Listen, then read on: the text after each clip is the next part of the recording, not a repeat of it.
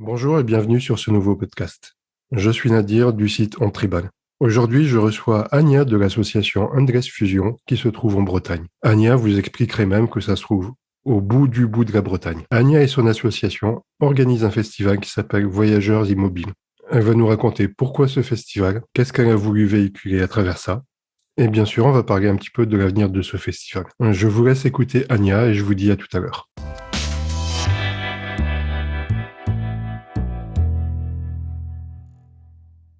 Alors bonjour Anya, Bonjour Nadir. comment vas-tu? Écoute, je vais très bien. Merci, j'espère que toi aussi. Oui, écoute, ça va bien. Content qu'on réussisse à se trouver. Oui, je te remercie beaucoup pour cette initiative, voilà, de me permettre aussi de pouvoir m'exprimer. C'est super, merci. Ben écoute, j'essaie de faire découvrir un petit peu tous les festivals qu'il peut y avoir en France et puis de faire surtout découvrir comment ça s'est créé, le concept qu'il y a derrière et tout. Donc j'essaie d'oublier personne, voilà. Ah, mais c'est Même, génial, super.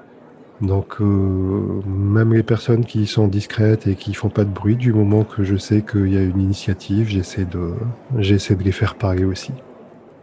Ok, Est-ce que tu veux bien te présenter pour les personnes qui ne te connaîtraient pas bien? bien sûr. Alors moi, c'est Anya. Je suis présidente et gérante du coup de l'école de danse associative NS Fusion, qui est basée sur Landerneau, dans le bout du bout de la Bretagne. Donc voilà, elle rayonne autour de Brest, Quimper, Morlaix. En fait, si tu veux, quand j'étais petite, j'ai toujours voulu être danseuse. C'était mon rêve de petite fille. Ça, c'était vraiment quelque chose de très fort. Je rêvais d'être danseuse et je rêvais d'organiser plein d'événements. Et parce que dans ma famille, tu vois, j'ai des frères plus âgés que moi et qui étaient hyper actifs, qui organisaient plein de choses. Et du coup, j'étais assez impressionnée de voir ça et de participer à ça aussi. J'aimais beaucoup. Du coup, voilà, c'est quelque chose déjà dès toute petite qui m'a toujours passionnée. Et puis l'idée de la transmission aussi. Ça, c'est quelque chose qui m'a toujours plu. La transmission, comment on transmet le rapport qu'on a au savoir, le rapport qu'on a à son propre corps aussi. Et plus tard, après, quand j'étais ado, j'ai fait du modern jazz. Je devais avoir 15 ans, je pense, un truc comme ça. Et vraiment, ça a été la révélation pour le coup, parce qu'avant, je dansais tout seul dans ma chambre, avec mon Walkman dans les oreilles. Et là, vraiment, voilà, j'ai appris de la technique. Ça a été une vraie révélation, quoi. Un moyen d'expression, la danse. Et en même temps, je me sentais pas forcément super à ma place parce que en termes de mentalité, de modern jazz, je sais pas, il y avait quelque chose qui me correspondait pas. Du coup, j'ai continué à chercher et à 20 ans, j'ai découvert la danse orientale et ça a été un gros coup de cœur. Alors j'ai découvert, je vais la faire un peu cliché, hein, mais en fait, à 20 ans, j'ai vu Shakira à la télé et, et j'ai trouvé ça incroyable. En fait, incroyable la manière dont elle travaillait son corps et il y avait une forme de puissance, tu vois, féminine derrière ça. Et j'ai eu très envie d'y aller. Donc oui, c'est pas très glam, effectivement. C'est pas pour, ça a été, voilà, pour faire pareil. Donc j'y suis allée et j'y suis allée dans un moment de ma vie aussi où j'avais besoin de me reconnecter à moi, à mon corps, à ma féminité. Et ça m'a fait un bien fou, vraiment. Donc j'ai fait voilà, quelques années la danse orientale avant de découvrir en 2006 Rachel Bryce, forcément en vidéo avec des Baby Dance Superstar. Et gros coup de cœur. Je me suis mise à fond dans cette danse-là pour essayer de la comprendre. Et vraiment, j'ai adoré ça. Ensuite, cette école de danse dans laquelle j'étais me plaisait beaucoup. Après, il y avait quand même deux dimensions qui me dérangeaient. Il y avait le fait que la prof valorisait pas le corps de ses élèves, bien au contraire, et se transmettait pas les racines. Autant quand je suis arrivée à cette danse-là, c'était plus une aventure corporelle qu'une aventure culturelle. Enfin, vraiment, c'était l'idée de me connecter à mon corps plus que d'apprendre la culture. Mais avec le temps et l'expérience, j'ai vraiment eu envie de creuser. Et puis, dans la danse tribale, il y avait vraiment un côté un peu plus sauvage, un peu plus animal, puissant, voilà, que j'avais envie d'explorer.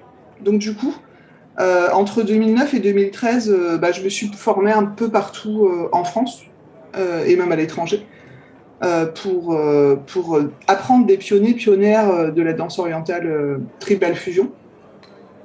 Donc je l'appelle comme ça parce que c'est l'appellation qu'il y avait à l'époque, en tout cas. Ça a été une aventure extrêmement puissante humainement. J'ai fait beaucoup de rencontres et en termes de développement personnel, ça a été très très fort. Et du coup, j'ai eu envie de faire connaître ça dans ma région parce que j'étais un peu toute seule à faire ça et j'avais vraiment envie de le faire découvrir et de promouvoir cette danse et de créer une culture bretonne. Du coup, j'ai créé une école de danse associative qui donc, s'appelle Endless Fusion pour créer cette énergie, une communauté, pour créer des ponts aussi entre différentes danses, parce que le tribal fusion, c'était ça, c'était de pouvoir fusionner, travailler autour de différentes danses. Donc créer des ponts entre les danses, mais aussi entre les artistes, et voilà, et faire vivre des expériences inoubliables, bon, à moi et aux autres. Donc voilà, un peu pour ma présentation. J'espère que c'était clair. Oui, c'est important quand tu dis à moi et aux autres, c'est important effectivement de ne pas s'oublier dans l'histoire. Parce que, Ah bah ouais, je voulais kiffer quand même. bah, c'est ça. Et j'ai l'impression que le modern jazz, c'est un petit peu le passage obligé pour beaucoup de monde, hein. Ouais. Bah ouais, j'avais 15 ans, enfin tu vois, je sais pas en quelle année c'était, j'ai pas envie de compter parce que ça va me faire pleurer intérieurement. Mais effectivement, à l'époque, la danse orientale, surtout pour les enfants, je sais pas si c'était très répandu, en tout cas dans mon petit village, il n'y avait pas ça. Et c'était les danses académiques, majoritairement. Et effectivement, si tu commençais pas très tôt la danse classique, t'allais vers le modern jazz. Et le contemporain, je sais pas si c'était très répandu non plus. Je crois pas. Donc ouais, c'était un peu le passage obligé, quoi. Effectivement. Et sinon, pour revenir sur le nom de l'assaut, bon, j'imagine un petit peu la signification, mais est-ce que tu veux nous en dire plus sur le nom Endless Fusion?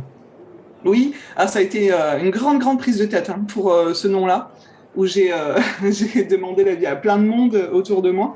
Mais en fait, j'avais vraiment envie, comme c'est un courant qui vient des États-Unis, j'avais vraiment envie qu'il y ait un mot anglais dedans. Donc du coup, endless, ça me faisait sens parce que endless, ça veut dire infini. Et du coup, c'est la possibilité voilà, de pouvoir créer des fusions de manière infinie. En fait, de pouvoir fusionner, de pouvoir créer des ponts entre les danses. On va en venir un petit peu au festival. Mhm. Voyageurs immobiles, c'est ça? C'est ça, tout à fait. Alors, raconte-nous un petit peu, comment est né ce festival? Ok, alors je te raconte aussi juste un petit peu rapidement avant l'école de danse pour vraiment que tu comprennes mieux Oui, pourquoi je t'en prie. on en est arrivé au festival Voyageurs Immobiles. En fait, Bah, si je tu veux, t'en cette prie. école de danse, donc, elle a été créée en 2013. À la base, j'étais la seule enseignante, organisatrice, gestionnaire de com, de ressources humaines. Enfin, voilà, comme tu l'imagines, quand on crée une association, au début, quand on est seul, on gère tout. Et puis au fur et à mesure, voilà, il y a des personnes qui se sont rajoutées, dont mon binôme Fanny, que j'embrasse fort, d'ailleurs, avec qui voilà, on gère toutes les deux l'école.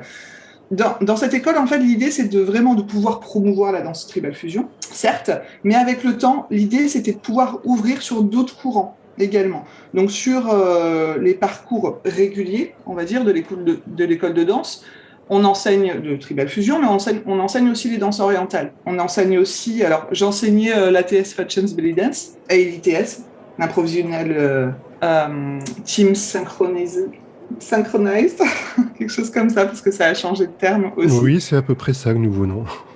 C'est ça. Ça, c'est la honte. Attends, je suis certifiée, je devrais bien le connaître par cœur pourtant. Voilà, et l'idée, c'était vraiment de pouvoir voilà, offrir ce panel-là. Et en plus, on a créé des parcours ponctuels, voilà, des ateliers mensuels ou ponctuels, voilà, tous les 2 mois, 3 mois, une fois, ponctuellement, où on allait un petit peu découvrir les danses qui ont créé le tribal fusion. Donc du coup, il y a eu de la danse tzigane, du flamenco, de la danse indienne, il y a eu des danses urbaines aussi, beaucoup, de la house, du walking, du vogue, du pop, du lock, enfin du new style, beaucoup de choses, de dancehall aussi. Même si ça en fait pas partie, au fur et à mesure, ça s'est ouvert aussi sur d'autres choses. En plus danses, c'est un peu restrictif ce que je veux dire, les danses du monde, on va dire les danses qui ont constitué le tribal fusion. Voilà, il y a eu des danses urbaines qui se sont rajoutées. Et avec ça, avec le temps, les élèves formés, voilà, les équipes aussi dans le CA, les réflexions qu'on a pu avoir, on a commencé à travailler un petit peu autour de l'histoire de ces danses, en interne, en tout cas pour essayer de mieux comprendre, pour qu'on soit en capacité aussi de pouvoir transmettre au mieux, de respecter les cultures que l'on utilise au sein des cours. Il y avait aussi l'idée de l'image de la femme, essayer de... Parce que la danseuse orientale, comme la danseuse dancehall d'ailleurs, elle est assez connotée négativement. Donc l'idée c'est de comprendre pourquoi et puis de travailler autour de ça, quoi, se créer un petit peu des petits tips, des petites aides pour pouvoir avoir de la répartie quand on a une réflexion de quelqu'un de l'extérieur qui est volontairement ou involontairement blessante. En tout cas, ne pas les banaliser. Pardon. Donc voilà, donc il y a eu tout ce travail-là autour de ça, et à un moment donné, on s'est dit, oh là là, ça serait vraiment intéressant de pouvoir valoriser tout ce qui se fait dans l'asso et qui a un rayonnement un petit peu plus large, même auprès de la municipalité, tu vois, de la ville, des partenaires, enfin voilà, d'amener quelque chose d'un petit peu plus conséquent, professionnel, et de montrer qui on est, qu'est-ce qu'on fait et pourquoi c'est important qu'on soit dans le paysage local. Donc Voyageurs et Mobiles, c'est né de ça. C'est né de la volonté de pouvoir valoriser donc toutes les pratiques qui sont enseignées dans l'école de danse, de faire rayonner, de briser un petit peu les frontières entre les danses, et de faire vivre des émotions fortes aussi. Parce que moi, je me rappelle très bien les premiers festivals que j'ai pu faire en tant qu'élève, en France ou à l'étranger. Enfin, moi, les premières masters que j'ai rencontrés, ça a été extrêmement fort, ce que j'ai vécu. Au-delà de l'apprentissage très constructif dont j'ai bénéficié, il y a énormément d'émotions autour de ça. On sort de notre zone de confort pour ouvrir de la magie. Et c'est ça que je trouvais vraiment important et que j'avais envie d'offrir à mes élèves, qu'elles connaissent ça. Parce qu'une fois que tu découvres ça, tu vois plus la vie, la danse, le mouvement, tu le vois plus de la même manière. Et tu te vois plus de la même manière. Donc ça, c'était vraiment quelque chose d'important. Et notamment après ma rencontre avec Amy Sigil. C'est une des premières masters que j'ai rencontrées. Amy Sigil, donc la créatrice de l'ITS et de la compagnie Moonmata. Quand j'ai rencontré cette femme, il y a quelque chose. Il y a eu un avant et un après, vraiment. Et je trouvais important que mes élèves vivent ça aussi. Je me suis éparpillée, mais je crois que j'ai à peu près répondu à ta question. Ah bah non, j'ai pas fini. Je devais parler de Voyageurs et Mobiles. Je fais juste commencer à en parler. Voilà, on va en arriver au festival. Oh là là, pardon. C'est pas évident de rester centré. Donc voilà, l'idée c'était vraiment de pouvoir répondre aux objectifs dont je t'ai parlé. La première édition, elle a eu en 2014 et c'était un invité unique, c'était Ilan Rivière. Ça a été vraiment un très très beau week-end. L'idée c'est dans le week-end d'avoir des stages, d'avoir un spectacle et d'avoir un espace scénique aussi pour que les élèves puissent montrer... valoriser leurs pratiques. Qu'est-ce qu'elles font? C'est très très inspiré du Tribal Umbra, du Tribal Fest également. Donc j'ai voulu pouvoir créer ça dans mon petit microcosme breton du Farfar lointain. Donc il y a eu une première édition en 2014, en 2015, et après il y a eu une petite pause, et ça a repris en 2018 et 2019. Ça a systématiquement alterné entre un invité et 3 à 4 invités. Donc c'était un petit, gros festival. Petit, gros festival. Voilà, pour que ce soit plus facile à gérer. Quoi d'autre? Il y a toute la dimension pédagogique aussi souhaitée dans la création de ce festival-là. Donc c'est aussi pour pouvoir apprendre de ces masters-là, des masters vraiment qu'on a repérés, identifiés, dont on a envie de connaître et qu'on a envie d'apprendre auprès d'eux. Donc que ce soit moi, mais que ce soit aussi mes élèves. J'ai envie vraiment qu'elles apprennent à les connaître et à et à danser avec elles, à apprendre d'autres professeurs, c'est hyper enrichissant. Et notamment de master, voilà. La langue aussi joue énormément. Voilà, tu as une master qui vient des États-Unis, c'est, c'est toujours un peu plus fort. Des États-Unis ou d'ailleurs, hein, d'Europe, tout ça. Donc il y a quand même quelque chose d'assez intimidant. En tout cas, parce que c'est régulièrement des personnes charismatiques aussi, les professeurs. Donc voilà, il y a aussi toute cette dimension-là. L'idée, c'était de pouvoir valoriser cet art, parce qu'on peut considérer ça comme un art quand même, cette danse, et de valoriser les cultures aussi qui sont utilisées. Voilà, c'est se rassembler autour d'une pratique commune et de partager tout ce qu'on aime, tout ce qu'on fait. C'est une aventure très forte, souhaitée en tout cas, une aventure humaine. Et qui est-ce que vous avez pu avoir comme invité jusqu'à présent? Alors le premier, donc ça a été Ilan Rivière. Il y a eu Pini. Il y a eu beaucoup d'orchidacées parce que j'aime profondément cette compagnie et voilà, j'ai beaucoup travaillé avec elle. Donc il y a eu Pini, Léo, Lucia. Ah non, Lucia elle a été sur un autre festival qu'on a organisé parce qu'il n'y avait pas que Voyageurs Immobiles. Mais elle aurait dû venir et Cookie est venue aussi. Il y a eu Émilie de la compagnie Exotica, Violette Scrap, April Rose, Moria Chapelle et des professeurs autres aussi, par exemple de dancehall comme Lila et Soa Leclèche qui sont de Rennes. J'ai peur d'en oublier. Des professeurs peut-être d'hip-hop locaux aussi. Non, ça c'est sur d'autres festivals. Voilà, c'est à peu près ça. Qu'est-ce que tu as pu rencontrer comme difficulté pour mettre ce festival sur pied?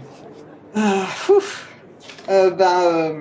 c'est le stress engendré par l'organisation qui est très très fort parce que c'est pas évident en fait, ça va pas de soi. C'est vrai que organiser un festival, enfin avec à force de faire et d'en organiser, j'ai appris de mes erreurs. Et parce que aussi, à l'époque, j'étais coordinatrice socioculturelle, donc voilà, j'organisais beaucoup de choses. J'avais cette connaissance-là, mais c'est pas évident. C'est beaucoup de temps, beaucoup d'énergie sur la gestion du planning, sur l'organisation globale du festival, sur le fait de trouver des bénévoles, de les former, enfin voilà, de les mobiliser, en tout cas. Et c'est rentrer dans ses frais parce que c'est des coûts énormes. Je n'ai jamais fait d'argent sur un festival. La plupart du temps, j'en ai perdu. C'est vraiment par passion, c'est par amour que j'organise ça. Et que je pense que la plupart des organisatrices des festivals, en tout cas en France, organisent ça. C'est pas pour se faire de l'argent, c'est vraiment pour pouvoir partager et vivre des moments uniques. Donc oui, il y a toute la dimension financière qui est extrêmement stressante parce qu'il y a l'idée de pouvoir remplir la salle de danse, mais en même temps de respecter les jauges. Moi, par exemple, dans la salle que j'ai habituellement, on peut aller jusqu'à aller un peu plus de 40, mais, euh, mais notre souhait, c'était de ne pas dépasser 30-35 parce qu'après, ça fait trop, on se marche dessus et il faut quand même qu'on puisse se voir dans le miroir, qu'on puisse voir le ou la prof, enfin, voilà. Et dans le rentrer dans les frais, bah, il y a les frais des intervenants qui, quand c'est outre-Atlantique ou même des fois européen, est assez conséquent, on va dire. Tous les frais annexes aussi, et puis la salle de spectacle, parce que c'était important pour nous de pouvoir offrir un lieu qui soit nickel, quoi, avec des belles lumières, une scène, suffisamment de place.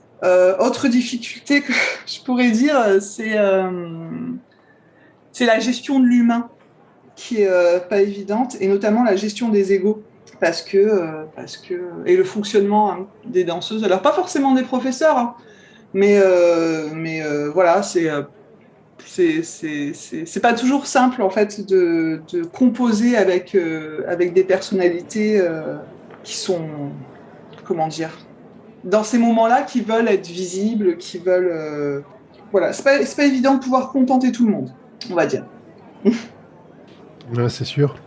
Et bon, et sinon, dans le registre des bons moments, qu'est-ce que tu pourrais nous citer? Ah bah, il y en a plein. Ah bah heureusement. Il y en a plein. Alors, comme je disais, c'est vrai que c'est plus une aventure. C'était vraiment plus c'est une aventure corporelle avant d'être une aventure artistique et culturelle. Pour moi, en tout cas. Donc, mes souvenirs, ils sont ancrés dans la peau. En fait, rien que d'y penser ou de revoir certaines vidéos, ben, ça me fait des frissons. En fait, parce que ça a été vraiment des émotions très fortes, très belles, de monter sur scène avec bah, des personnes qu'on admire et de pouvoir permettre à mes élèves de pouvoir partager aussi la scène avec elles. Enfin, il y a, il y a pas de mots en fait pour décrire ça. C'est incroyable ce qu'on vit à ce moment-là. C'est aussi, enfin, je me rappelle notamment avec Fanny quand on a invité April Rose et du coup on regardait des vidéos d'elle et on se disait oh, cette vidéo-là et on lui avait demandé est-ce que tu pourrais danser cette choré-là parce que, enfin, elle nous fait des frissons rien que de la voir en vidéo et de la voir en vrai, on en a chialé dans les coulisses en fait quoi. Enfin, tu vois un peu, on n'était pas en mode groupie mais presque en fait, on était des petites filles qui réalisaient notre rêve. Enfin, c'était un peu magique. Un peu beaucoup magique. Comme beau moment, c'est le bonheur aussi, voir le bonheur sur le visage des stagiaires, que ce soit mes élèves ou des élèves extérieurs, de pouvoir retrouver aussi la communauté bretonne, ou même plus. J'ai des filles qui venaient de Bordeaux, de Paris, de Marseille, enfin, de pouvoir retrouver ces femmes avec qui ben, on a déjà vécu plein de beaux moments partout, un peu partout en France, dans d'autres festivals, ben, qu'elles viennent me soutenir mon festival, qu'elles viennent là et qu'on vive ces moments ensemble, c'est vraiment chouette. C'est de pouvoir, oui, c'est ça, c'est de pouvoir partager ces moments artistiques, ces moments de danse. Ces petits bonheurs, en fait. Et puis, c'est aussi le bonheur de pouvoir partager ça avec des personnes et des artistes que j'apprécie énormément. Euh, Tu vois, dans les DJ que j'ai pu faire intervenir, avec DJ Talking ou les Go Deep, avec un comédien aussi, avec Rudy Garcia qui présentait le spectacle. Ça a été vraiment très épique. Avec les photographes aussi qui me soutiennent depuis le début et tous les bénévoles, avec mes élèves, avec mes amis aussi, avec des amis, des parents d'élèves de l'école où est mon fils qui chaque année venaient tenir la buvette et venaient aussi voir le spectacle et eux qui sont d'un regard extérieur à chaque fois, après le spectacle, me disait mais oh, c'est incroyable, qu'est-ce qu'on a voyagé, c'est magnifique de voir toutes ces femmes, tous ces corps, tous ces niveaux, pouvoir prendre plaisir et être forte et puissante sur scène. Bravo. Enfin, voilà, c'est tous ces moments-là. Et de pouvoir aussi, ah ouais, un truc vraiment qui est important aussi, notamment sur la dernière édition, j'ai fait monter sur scène un groupe d'enfants, d'élèves bah, de l'école d'Iwan, en tout cas d'une école primaire élémentaire, avec lesquels j'ai travaillé. Je travaille depuis des années en fait sur des projets chorégraphiques. Et je les ai fait monter sur scène. Voilà, ils ont rencontré April Rose, ils ont rencontré Moria Chapelle, ils ont rencontré mes élèves, d'autres danseuses et danseurs. Ça a été une expérience assez magique pour eux, voilà, du haut de leurs 7, 8, 9, 10 ans, jusqu'à 11 ans. Non, jusqu'à 10 ans, pardon. Ils ont vécu ça et ça a été une expérience mémorable pour eux. Et alors, tu disais tout à l'heure que vous regardiez Après Rose avec des yeux d'enfant. Et Oui, qu'est-ce que tu lui dirais? oh, c'est pas la seule, hein, toutes les autres, hein, tous les autres que j'ai pu inviter. Ouais, j'imagine.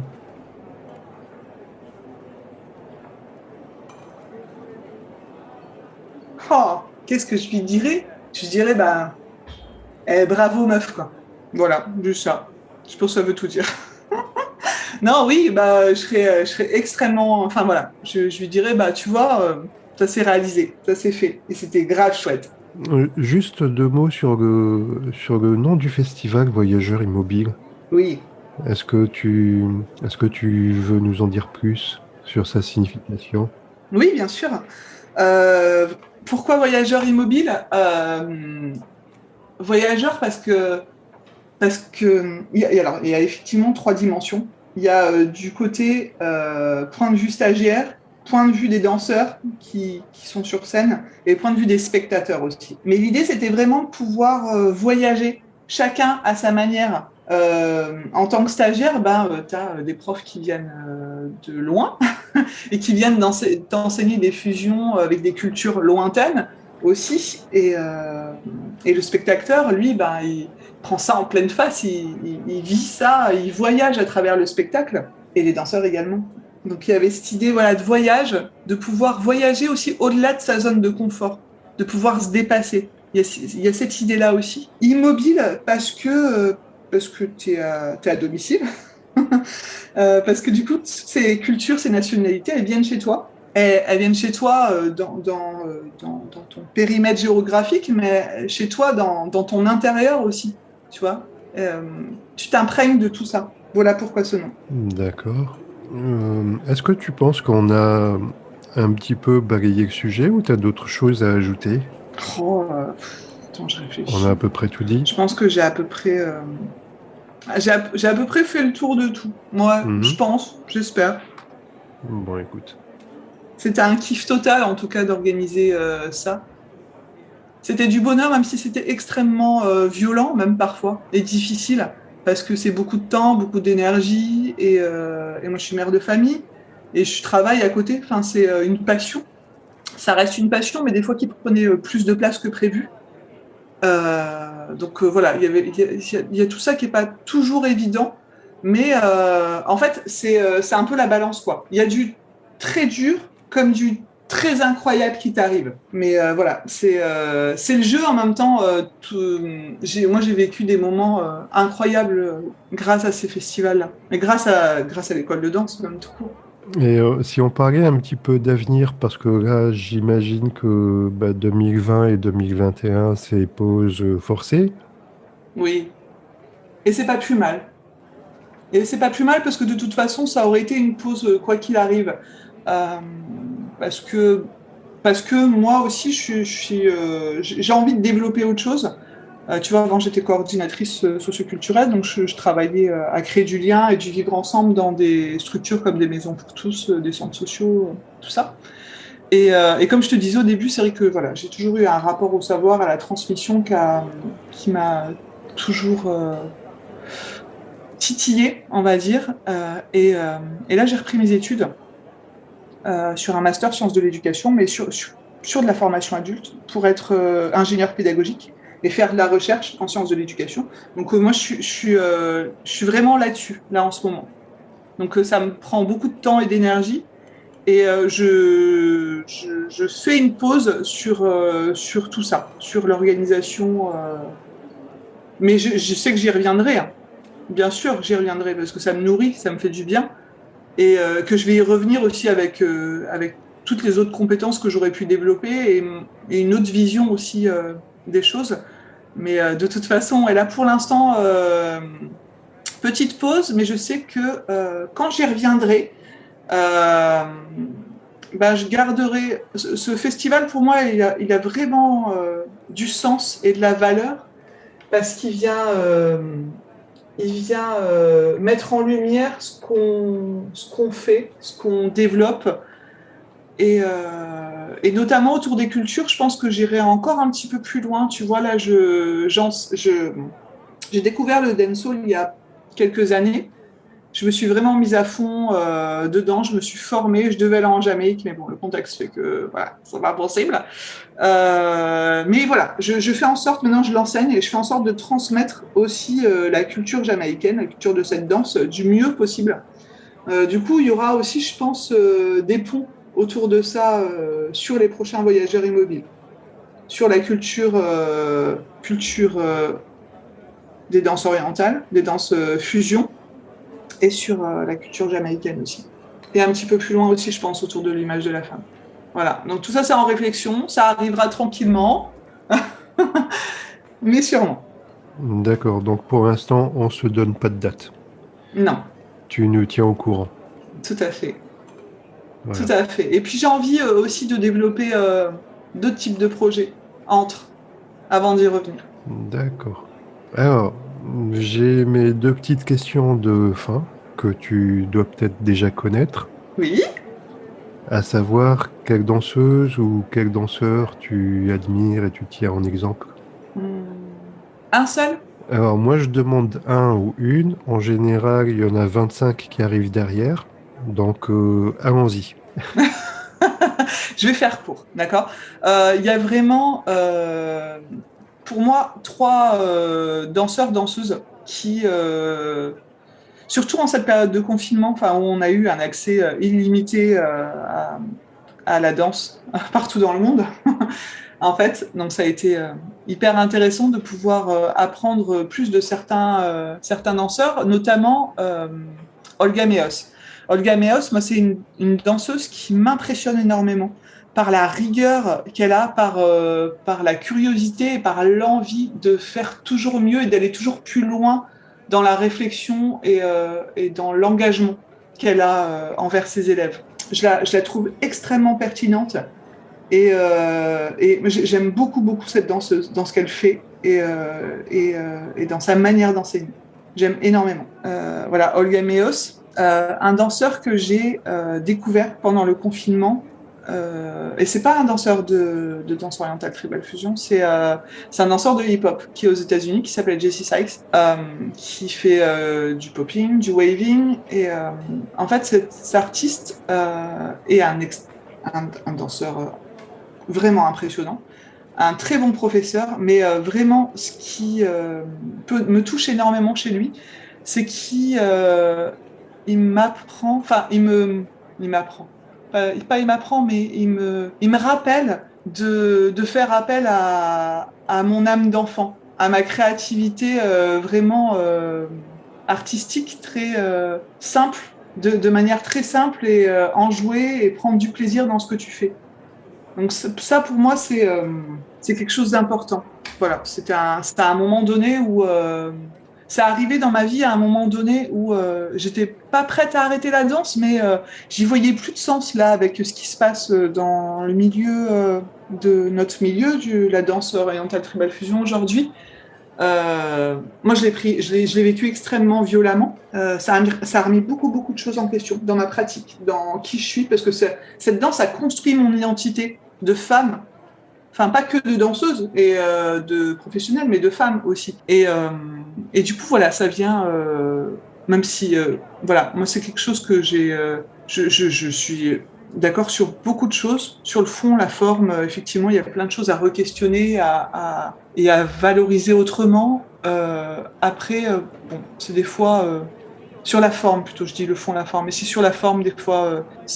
En termes de pédagogie, voilà, moi qui suis dans la pédagogie, je me demande si on peut apprendre et réapprendre de manière en se faisant bousculer de la sorte. En fait, je sais pas. Moi, je me dis en tant que professionnel, quand j'ai envie d'éduquer, de transmettre, j'ai envie de partager ça et de le vivre de la meilleure manière, tous ensemble.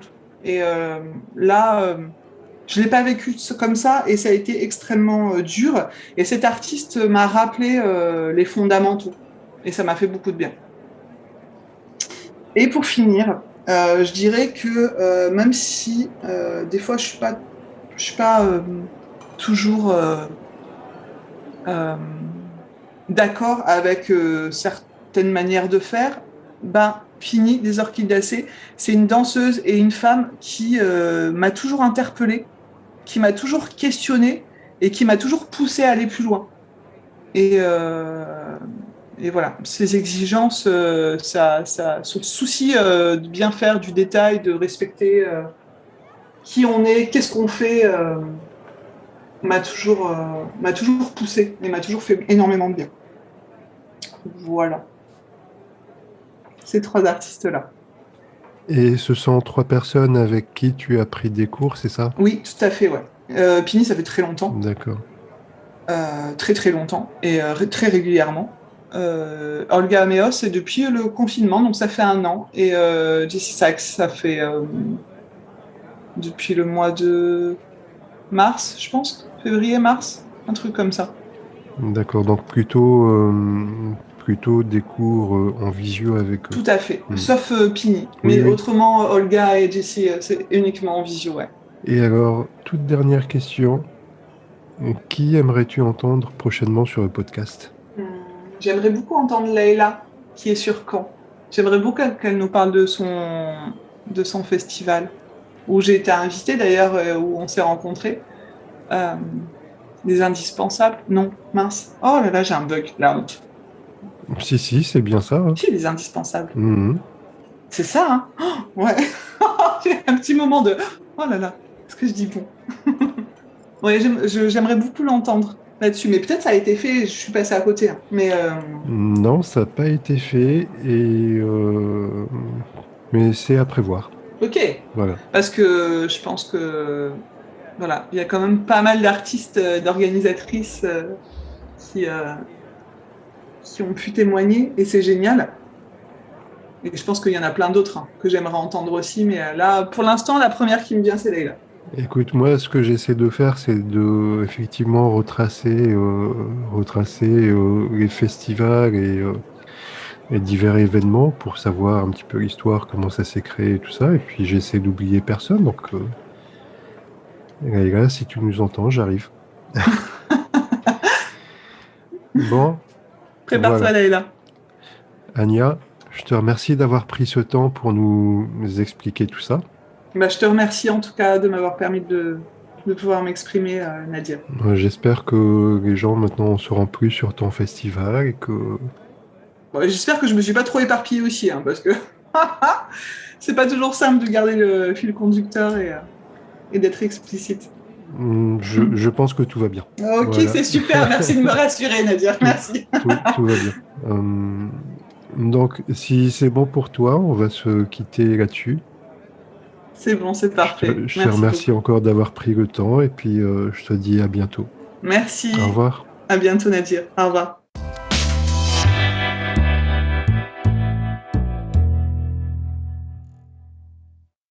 Voilà, j'espère que ça vous aura plu, que vous aurez passé un bon moment, que vous en savez à présent plus sur le festival Voyageurs Immobiles. Je vous donne rendez-vous la semaine prochaine. D'ici là, n'oubliez pas de vous abonner, de partager l'épisode si ça vous a plu, et je vous dis à la semaine prochaine. Au revoir.